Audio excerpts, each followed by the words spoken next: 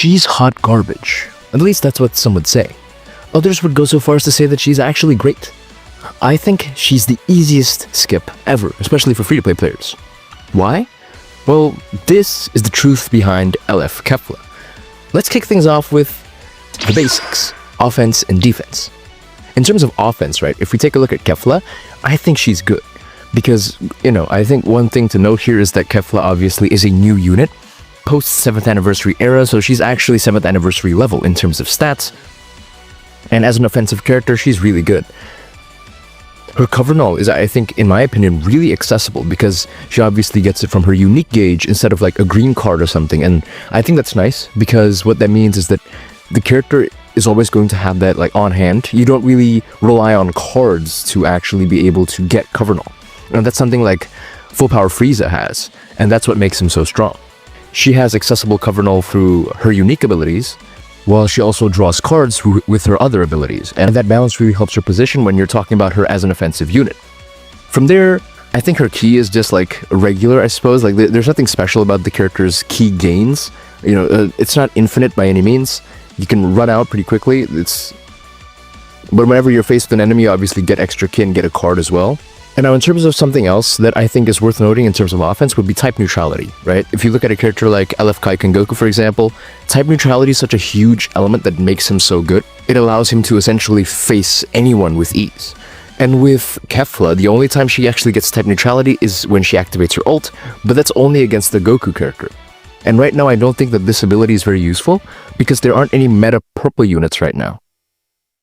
Well, this is actually really easy to activate, not to mention that this effect also gives her stacking ult damage, which is actually pretty good considering that you activate this twice. The type neutrality here is honestly like useless. I have no idea why it's here. And I think overall in terms of damage, right, her having new stats, her being a modern design character, it just means that all of her cards do a lot of damage, especially her ult. Now, I think one of the biggest flaws for Kefla though would be her defense, right? Because one thing to note is that her stats obviously are modern. That's one thing to note. But she doesn't have any way of stopping a combo other than this one right here. When hit by enemy arts one time, activations reset on switch. So again, this effect only activates once, it destroys one enemy card and reduces the enemy ki by 30. Which I think isn't, like, with the blast arts power reduction as well, I think it works really well against characters like Frieza, for example. But then you look at all of the characters who have hand protection, who have ki protection.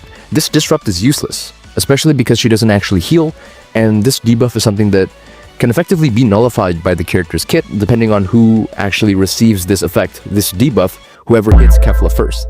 And after you hit Kefla once, there's basically nothing stopping you other than a cover change, which means that Kefla is leaving the battlefield effectively. And another thing here worth noting is the fact that she doesn't have any form of survivability gimmick. No endurance, no revive. Endurance would have been the bare minimum for the character, I think, even without buff cancel, right? Because she is an offensive unit in her design. But the fact that none actually exist, it's huge because, sure, I mean, we're going to discuss this later in her kit. She's obviously a very slippery character with easy vanishes, but if you get hit once by like any modern character as of right now, she's dying, right? And there's no like additional protection in place. There is nothing she can do when she gets caught off guard with a Rising Rush or an ult, for example. And when she dies, unless you're bringing around a character like Super Saiyan Goku for the KO guard. So yeah, I mean, like, the fact that her offenses are good, I think that is obviously a positive thing for the character, but on the other end of the spectrum, her defenses are so bad that it really brings her down. But the most important thing to note is that offense and defense are the only things that make up a unit nowadays, especially one that would last for a while, like, certain other units. We also can't forget about the seasoning, special arts, and unique gauge. I think when we take a look at her cards, right, take a bit of a deeper dive, I think for that first part there was just a quick overview, I suppose.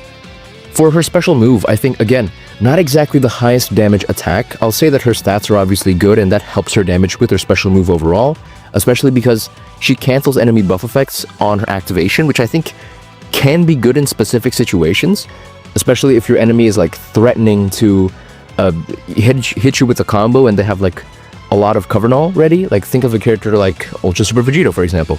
And this is obviously a pretty strong effect, even though the buff cancel is more used as like a disrupt as opposed to a defensive mechanic. On hit, I think the attack is very disruptive, because it destroys 3 cards and has a chance of inflicting Feint, which we all know how annoying that can be. So while the special move isn't exactly like the core damage-dealing card, it has a good chance of just being a toxic ability. And for her green card, I think it doesn't actually give her any cover null, which again, she obviously gets that from like her other abilities, but it would have been nice. And type neutrality would have been as well. I think it would really help to prop up her offenses in a big way. She does get a free ult for the first time, which is actually like quite effective against basically everyone. It doesn't really kill because we'll get on that later. But she does actually get draw speed, like I said before, and the additional damage here, which 50% I think is actually quite a bit, you know, even though it doesn't stack, and it's only for like the next card, which only applies to 1 card. It can be really nice. It can allow the character to essentially bridge the gap between proccing endurance or letting the character that she's hitting... What do you mean by that? Sorry, attacking cover change. Get switched out or escape the combo. So yeah, I mean, like, the card certainly fulfills its purpose, and obviously in parts where the card can't really do very well, the unique gauge that she has and the rest of her unique abilities can actually cover for it. Now, when we're talking about the ult, I think it's very mid overall. The endurance penetration here only lasts for 3 counts, which, you know, isn't exactly the most impressive thing in the world.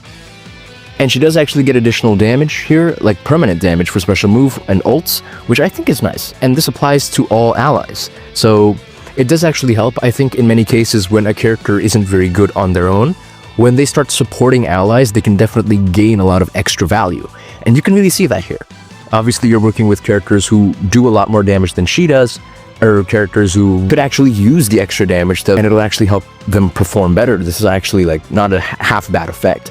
The thing that I have a pretty big problem with, though, is the fact that this like additional line of text here, these 3 lines of text, only apply when you're attacking Goku, right? Like, this is not a very good effect.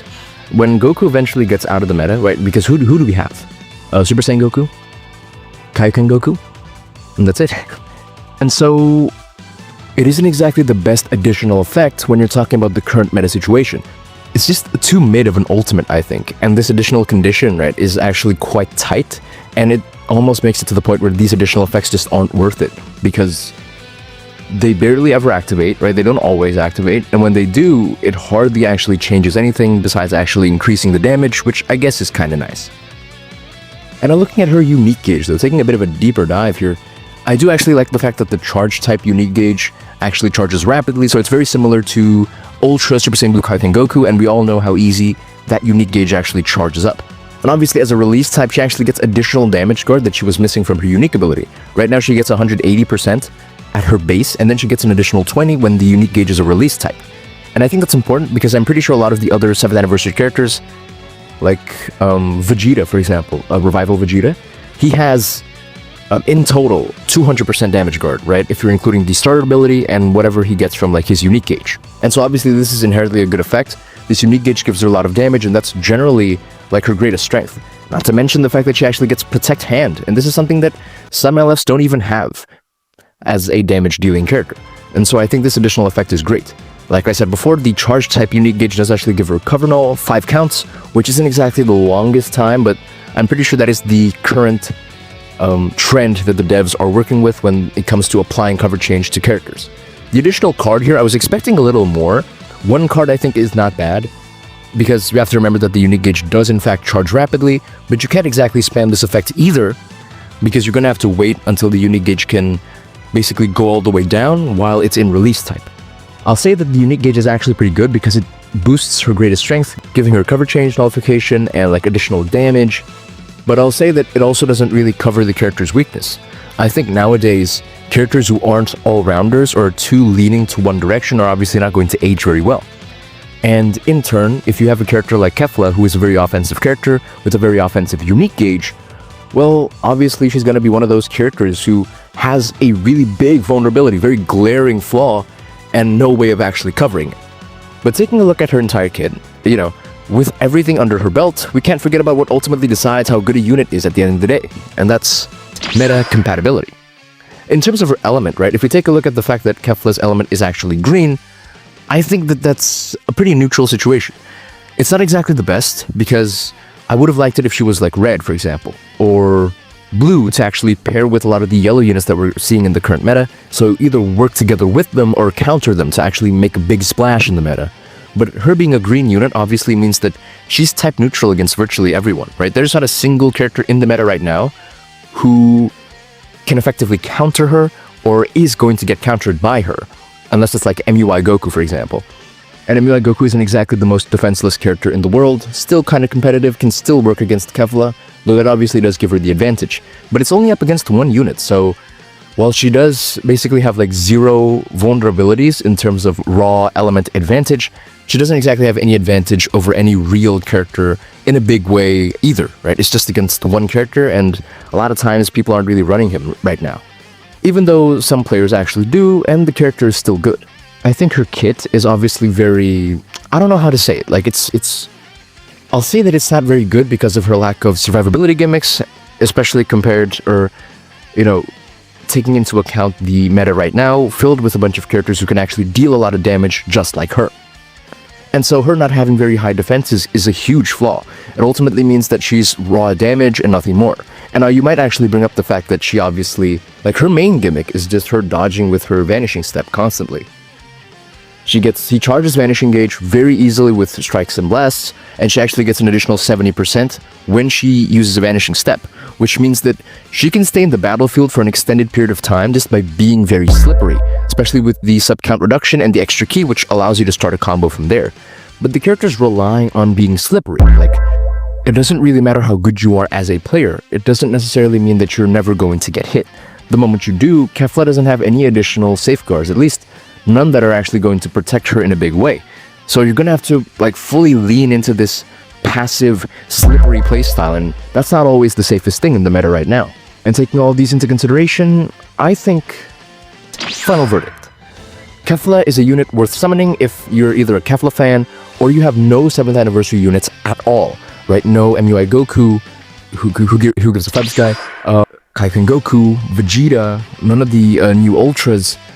Kefla is actually 7th anniversary level because she's obviously part of the after party, so she's still just as good.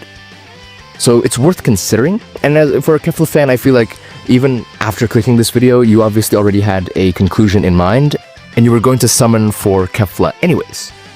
But Kefla is not worth summoning if you have 7th anniversary units or other viable units. I think I gotta help out my fellow free-to-play players as well. Kefla does not have long-term value, and she won't age well because offense alone isn't enough to carry a unit for even 90 days in the meta, let's be real here. She has barely any combo stopping or survivability gimmicks, relying purely on being slippery or overly evasive and passive. And I don't really think that the character is immune to power creep. Matter of fact, I think they're actually fairly vulnerable to it. So don't fall victim to FOMO.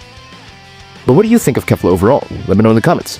And if you want to know why bringing a unit in this direction is actually indicative of a unit getting power crept easily in the future, my breakdown of Ultra Gohan Beast and his downfall is on your left. If you want to know what a unit actually needs to age like fine wine, the breakdown of Ultra Majin Vegeta and his 8-month-long stay in the meta is on your right. And yeah, I think that's gonna do it for this video. Bye, thanks for watching, never stay perfect, always get better. Peace.